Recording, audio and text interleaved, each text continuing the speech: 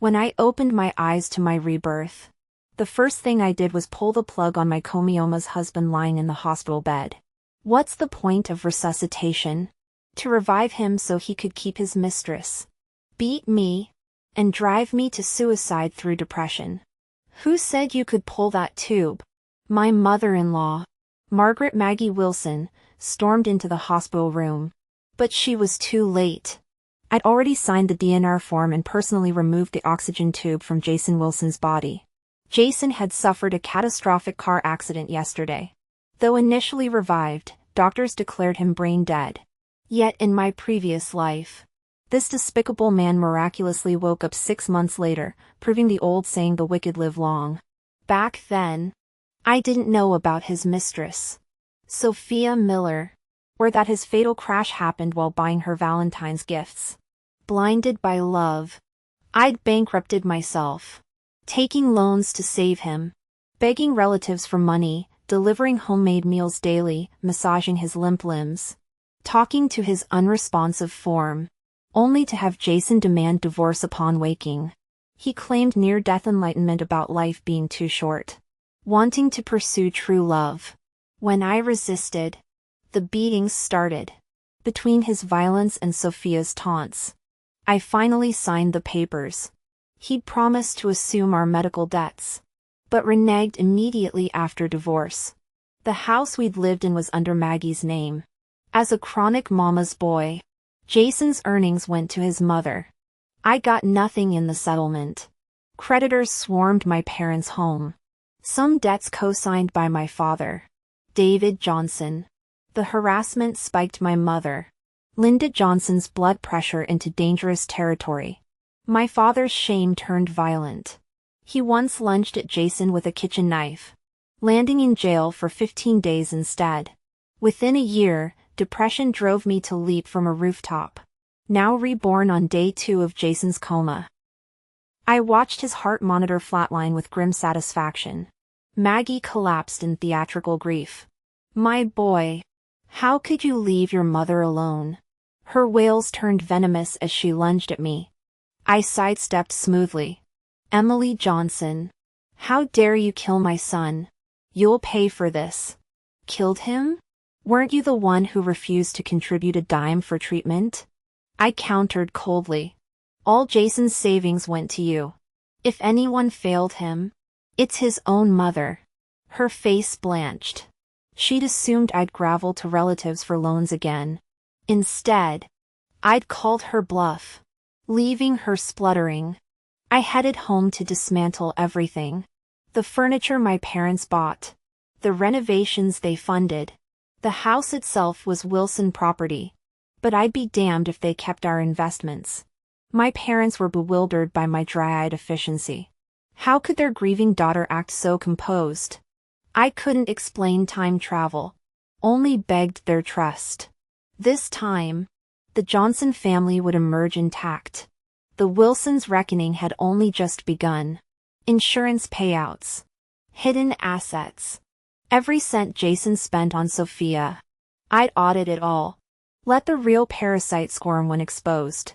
As for funeral arrangements, let Maggie handle her golden boy's corpse. I'd rather chew glass than mourn that bastard. The sweetest revenge was living well, and I intended to thrive magnificently. Recalling the humiliation my parents endured from the Wilson family in my past life, the hatred in my heart burned fiercer. Jason Wilson was just one of the culprits along with Margaret Maggie Wilson and that home wrecker Sophia Miller.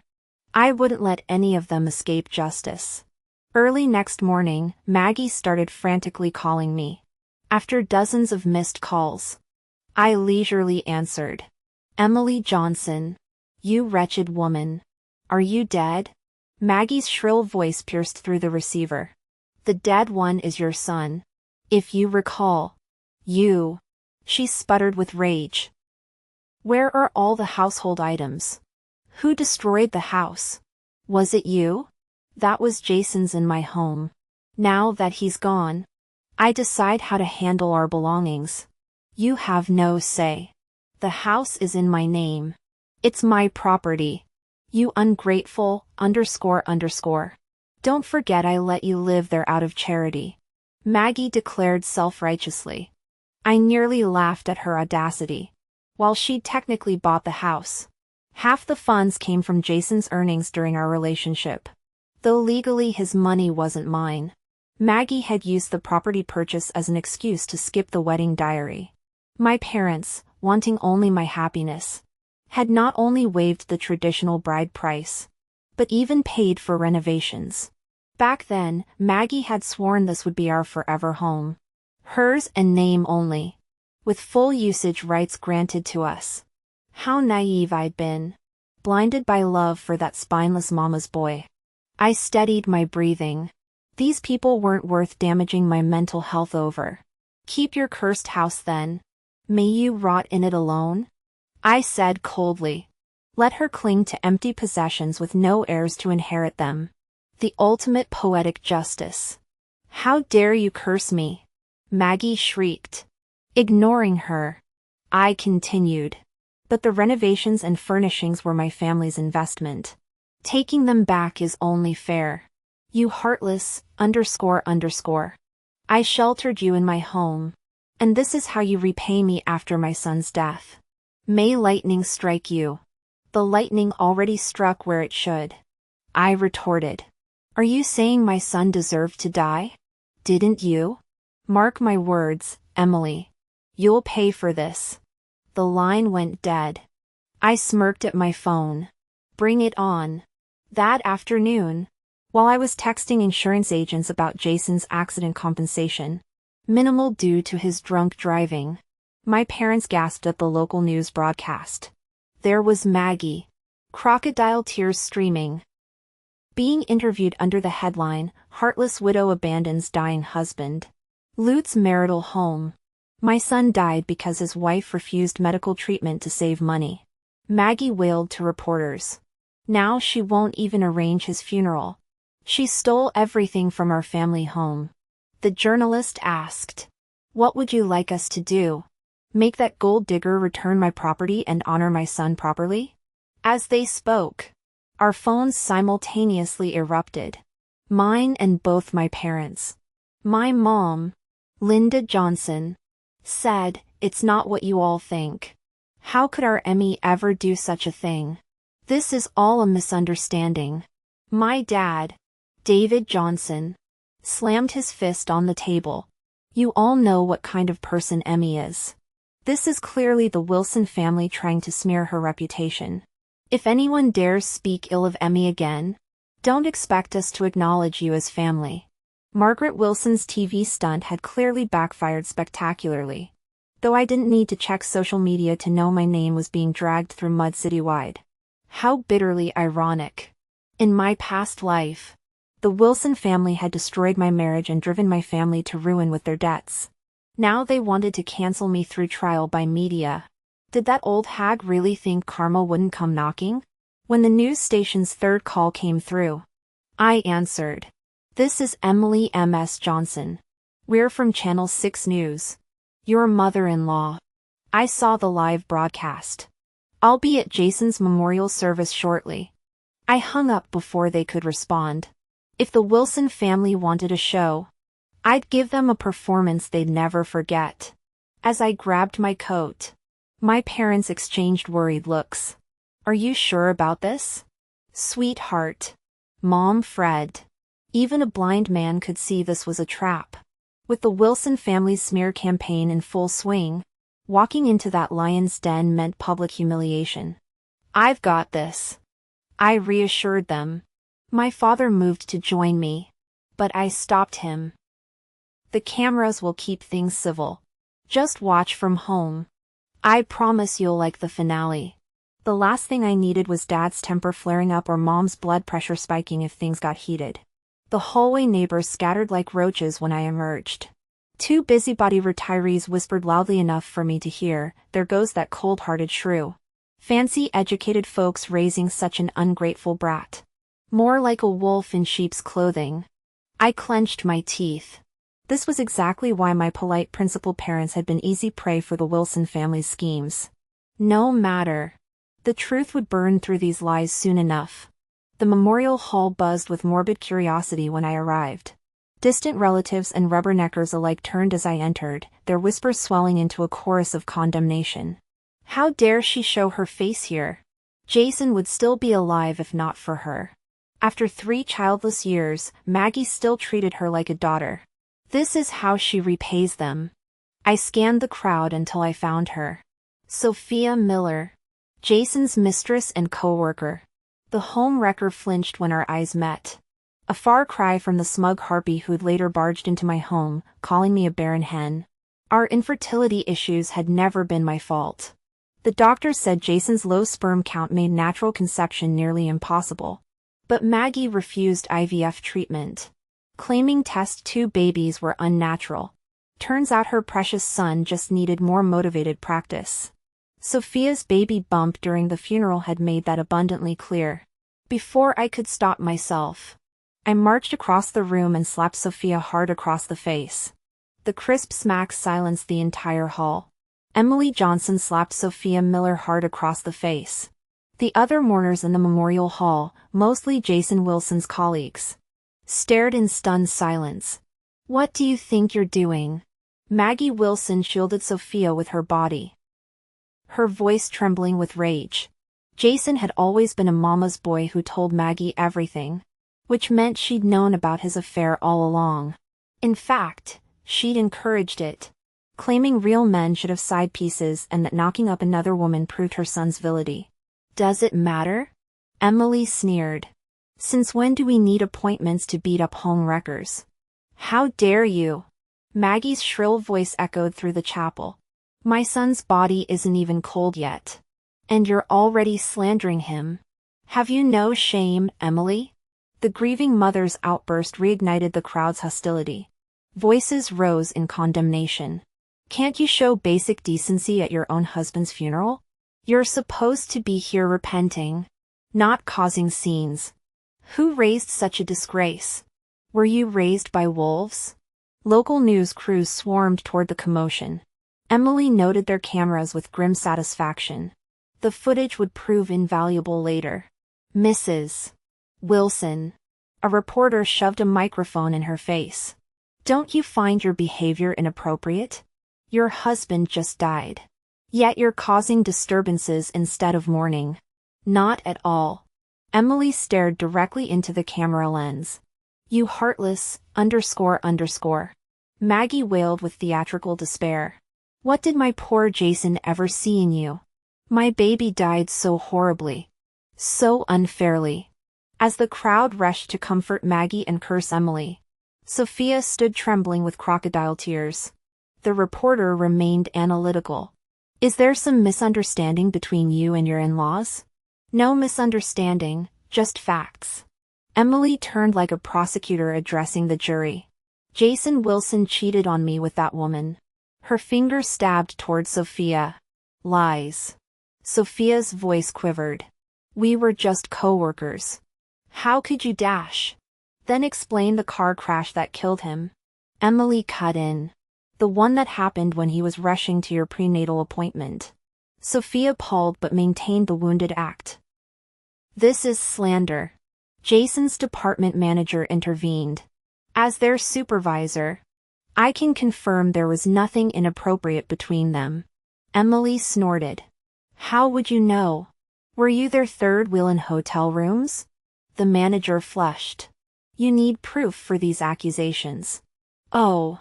I have proof. Emily watched Sophia's knees buckle. Like the phone records showing their 2-year affair and plans to elope after Sophia's accident. She produced Jason's iPhone. Let's have the news team read their texting history aloud. As the reporter scrolled through damning messages, Sophia's porcelain complexion turned corpse gray. The crowd's angry murmurs shifted to shocked gasps. Emily's knuckles whitened around the phone the smoking gun had cost her a lifetime to obtain. She quickly took the phone and looked through the chat records. Her expression visibly changed. After reading for a moment, she urgently called the cameraman. Come film this immediately. Film what? Film what? Maggie Wilson erupted in anger.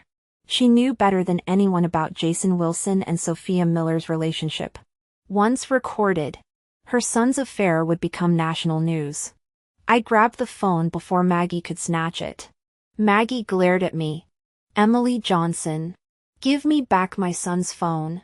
So, Mom, you knew about Jason's affair? I said sarcastically. I know nothing. Absolutely nothing. The chat records between Jason and Sophia clearly state you approved of this. Claiming you particularly liked her and disliked me. I exposed her lie. I never did that. The reporters saw this too, right? I asked the journalist. We did. The journalist nodded. Maggie flushed crimson before suddenly exploding. Get out. All of you leave. I don't need your help anymore. Get out now. We can't leave yet. I countered. The best part hasn't even started. Mom, since you want our family shame publicized, I'll help you do it properly. Emily. You, __. My son's dead and now you want me dead. Too. I'll kill you. Maggie lunged at me. Mom. The cameras are rolling. I warned calmly. Assault would mean criminal charges and jail time. Maggie turned to relatives. Help me drive her out. I can't stand looking at her. How cruel. I observed, afraid to commit crimes yourself. You'd make relatives do it. Truly vicious. The hesitant relatives immediately backed off. Some now glaring at Maggie with resentment. I didn't mean. Maggie tried to explain. Cutting her off. I asked bluntly. Do you know how Jason really died? You killed him by refusing resuscitation. Maggie accused. Jason died rushing to buy Sophia's Valentine's gift while talking to her on the phone. Her distraction made him run a red light into that truck. I showed Maggie the phone records. Here's their final conversation and the timestamp matching his crash. Maggie's face palled as she read whirling on Sophia. She screamed, you gold-digging, __. Give me back my son. She attacked Sophia, grabbing her hair as chaos erupted. The TV crew kept filming relentlessly. He insisted on buying gifts. I never forced him. Sophia blurted defensively, publicly admitting the affair. Her supervisor nearby turned livid with humiliation. Maggie raged. How dare you speak like that when my son's dead? Why blame me? Blame Emily for not saving him. Sophia redirected venomously. She probably let him die out of jealousy. How heartless. The crowd split between older critics muttering she should have saved him regardless and younger voices countering why expect the wife to rescue her cheating husband. Facing Maggie calmly, I stated as I said before. Mom. You're the one who refused Jason's resuscitation. Not me. Jason is my only son. How could I possibly at that time? The doctor said the emergency treatment might cost hundreds of thousands. And even if he survived, he'd likely be in a vegetative state. Your exact words were, I don't have the money. I interrupted Margaret Wilson. If you didn't have money, why would I? You must have money. You were married to Jason for 3 years. How could you not have savings? Even if you didn't. Why didn't you borrow some? Maggie retorted shamelessly. For 3 years of marriage. If Jason had ever given me a single cent, I might have some savings. I raised my voice. All his money went to you or was spent on Sophia Miller. What right do you have to tell me to borrow money? If you had funds, why didn't you use them to save Jason? Nonsense. You're making all this up. Maggie's face flushed crimson. I have proof. I smiled coldly. Having prepared thoroughly in the second chance at life, I calmly produced documents from my folder. These are Jason's bank statements from the past 3 years with a monthly salary of nearly $2,000. He immediately transferred 60% $1,200 to you every payday. The remaining 40% about $5,000 went to Sophia's expenses, maybe $3. $0 covered household costs, but realistically less than $1. On average. The remaining $200 went to his personal grooming. After all, I sneered. Working at that big company required maintaining his image. Maggie stared at the damning paper trail, speechless. As for me, I continued, producing my meticulous expense records. My $500 monthly salary went entirely to our household. I never bought clothes over $50, while Jason would drop more than that on a single candlelit dinner with Sophia. The TV crews came worded excitedly as the narrative spectacularly unraveled. So, Maggie, I pressed. Jason's been working 78 years. Giving you over $100,000 annually. You must have at least $1 million saved. Why not use that to save your son? That money went to your house. I paid full price for your marital home. Maggie blustered. We've been married 3 years since then. Even accounting for mortgage payments. You should have saved hundreds of thousands. I borrowed from relatives. Really? I turned to the gathered Wilson family relatives. Who here loaned Maggie money? Silence. Maggie panicked. Unprepared for her formerly docile daughter-in-law's transformation. Fine. I have some savings. She finally admitted. But I never refused to pay for Jason's treatment. He's my only child. Emily, why are you framing me? Predictable. I smirked. Playing the hospital surveillance footage. Maggie's shrill voice echoed. $200,000 for treatment with no survival guarantee. Even if he lives, he'll be a vegetable. The doctor's weary reply. I'm just outlining possibilities. Well, I don't have money. Maggie's recorded voice snapped. I'm retired with a $200 pension. Emily, you're his wife. You decide. Gasps erupted. Unbelievable. Prioritizing money over her dying son. She wanted the daughter-in-law buried in debt while she hoards Jason's earnings. How dare she call the news crew when she's the shameful one? Maggie turned pews under the onslaught. My satisfaction was immense but incomplete. My previous life's suffering demanded more. Regarding today's spectacle, I continued calmly. I'll clarify why I reclaimed possessions and damaged the home. My anger stems from Jason's affair with Sophia and Maggie's endorsement of it. With Jason gone, I want what's rightfully mine and to sever ties with the Wilsons. All appliances and renovations came from the Johnson family. The house under Maggie's name stays. But I'm taking our contributions. Let's address Maggie's favorite boast, how she didn't spend a dime because she bought the house outright. Many here witnessed her gloating about getting a free daughter-in-law with dowry included. A relative chimed in. She mocked me for paying my daughter-in-law's $50,000 bride price. Thank God I didn't follow her example. This karma would be mine. Shut your mouth. Maggie lunged only to be shoved back by the relative's husband. The scene descended into chaos.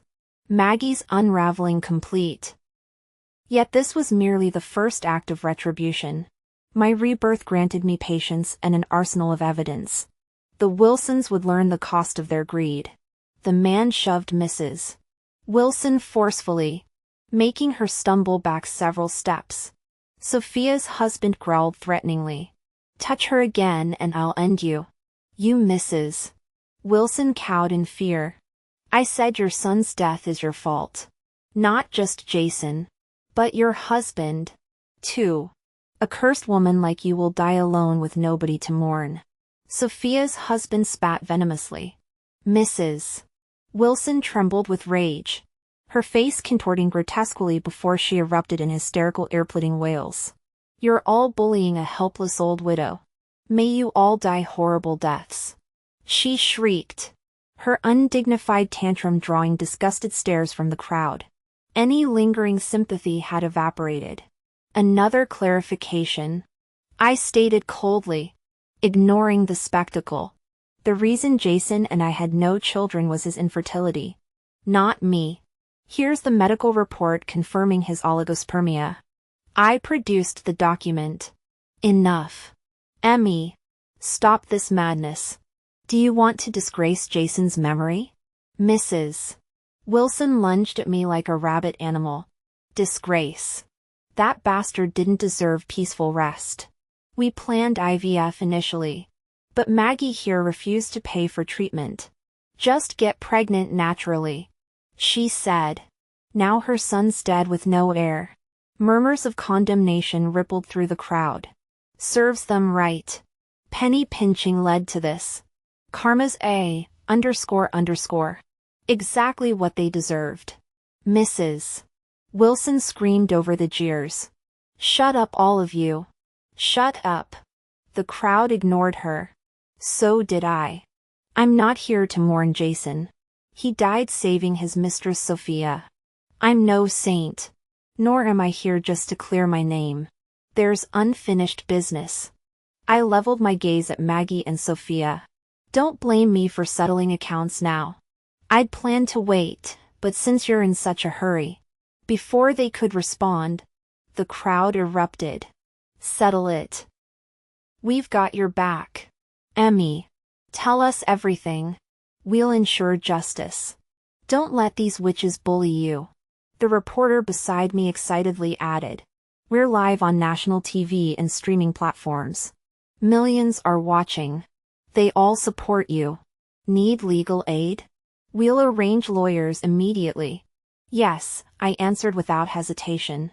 As the reporter summoned attorneys, I noted how the media presence worked in my favor. Maggie panicked, screeching, "Get out. If you're cutting ties with Jason, leave. I disown you." After settling accounts, I replied calmly, "There's nothing to settle. Consider the smashed items my loss." She feigned magnanimity. The crowd became my voice. "You shameless hag." Emmy already explained. Her parents paid for those renovations. I let her live rent-free for years. Maggie countered. Emmy married your son without dowry while funding your family. You denied them a home yet dare claim charity? Unbelievable. The jeers intensified. Stay out of family matters. Maggie howled. We don't care about your drama. But we stand with Emmy. The unified support surprised me. Though I'd anticipated Maggie and Sophia's downfall, this overwhelming solidarity was unexpected. In my previous life, I'd faced nothing but scorn and debt collectors. The same victim now found armies of champions. Even at the moment when I almost jumped to my death, I truly felt no attachments. But being supported by so many people now, I have to admit, I'm deeply moved. My eyes are bloodshot and my nose burns with unshed tears.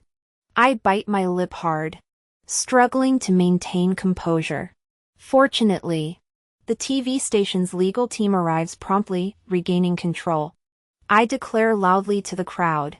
After 3 years of marriage to Jason Wilson, under marital property laws, all earnings during our union should be jointly owned. As everyone just witnessed, Jason funneled most funds to his mother and mistress. Turning to the attorney, I ask, can I reclaim these funds?